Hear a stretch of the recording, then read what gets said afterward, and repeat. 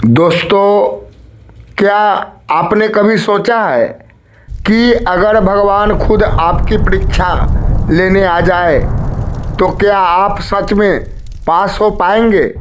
एक राजा था, इतना धर्मात्मा कि लोग उसे जीवित संत मानते थे, लेकिन उसी राजा के जीवन में एक ऐसा राज छिपा था जिसने पूरे राज्य को विनाश के कगार पर ला दिया। और फिर एक दिन एक साधु आया जिसने सिर्फ एक सवाल पूछा, राजन, क्या तुम सच सह सकते हो। और बस यहीं से शुरू हुई एक ऐसी कहानी जो आपकी सोच बदल देगी। बहुत समय पहले सूरजगढ़ नाम का एक समृद्ध राज्य था। चारों तरफ हरियाली, नदियों में बहता स्वच्छ जल और लोगों के चेहरों पर सच्ची मुस्कान। इस राज्य का राजा था राजा धर्मवीर। राजा धर्मवीर की सबसे बड़ी पहचान उसकी शक्ति नहीं बल्कि उसकी भक्ति थी। वह रोज सुबह उठकर सबसे पहले हनुमान जी की पूजा करता था।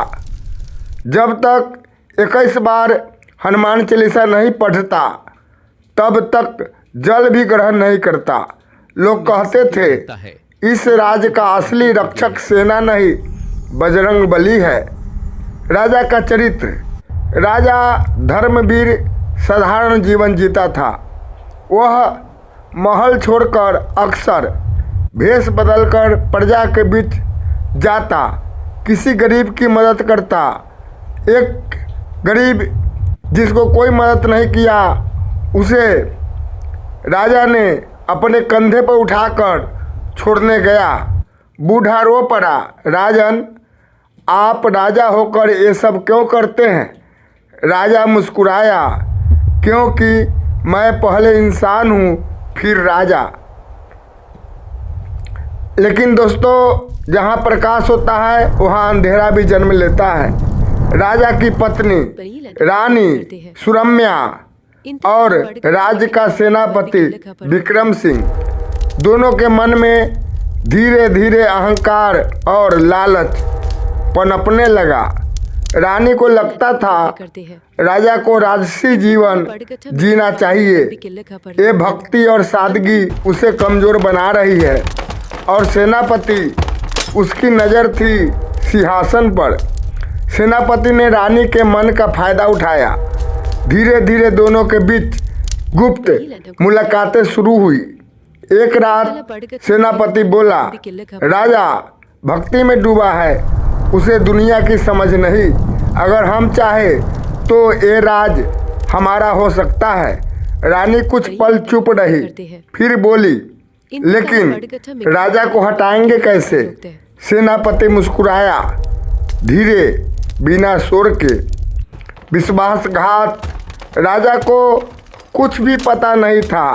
वह रानी पर पूरा भरोसा करता था और सेनापति को अपना सबसे वफादार मानता था। लेकिन पीछे राजकोष लूटा जा रहा था। राज्य की गुप्त जानकारी बाहर भेजी जा रही थी और धीरे धीरे सूरजगढ़ की नींव हिलने लगी। अचानक राज्य में अजीब घटनाएं होने लगी। नदियां सूखने लगी, फसलें जलने लगी, जानवर मरने लगे। लोग डर गए। क्या भगवान हमसे नाराज हो गए। राजा टूट गया।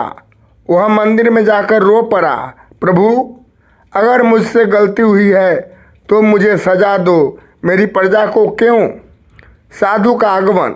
और फिर एक दिन एक बूढ़ा साधु राज्य में प्रवेश करता है। फटे कपड़े, आँखों में तेज। वह सीधा महल की ओर बढ़ता है। पहरेदार उसे रोकते हैं, लेकिन साधु कहता है, मैं उस राजा से मिलने आया हूँ जो सच से भाग रहा है।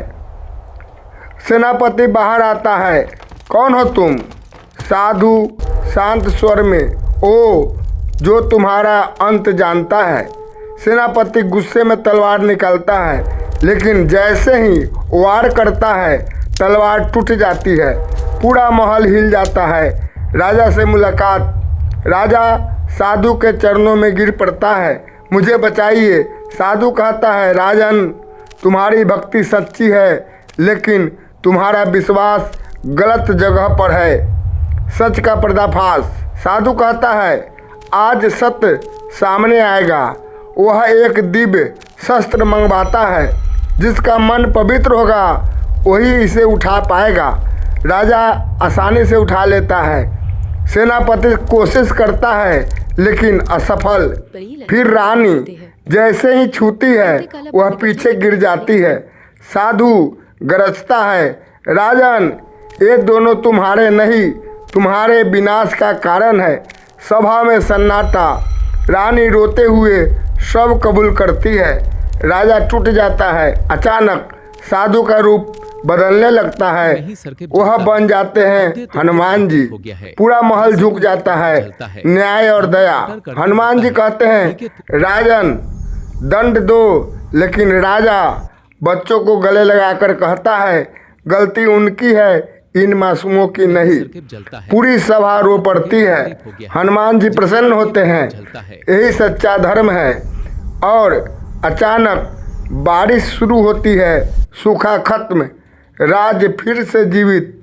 हनुमान जी कहते हैं, याद रखो, अंधा भरोसा मत करो। धर्म के साथ शक्ति जरूरी है, दुष्ट को छोड़ना अधर्म है। दया और न्याय में संतुलन रखो, और सबसे ज़रूरी, सत्य से कभी मत भागो। दोस्तों, अगर आज भगवान आपके सामने आ जाए तो क्या आप सच सह पाएंगे? अगर आप सच्चे भक्त हैं तो कमेंट में लिखिए, जय बजरंगबली।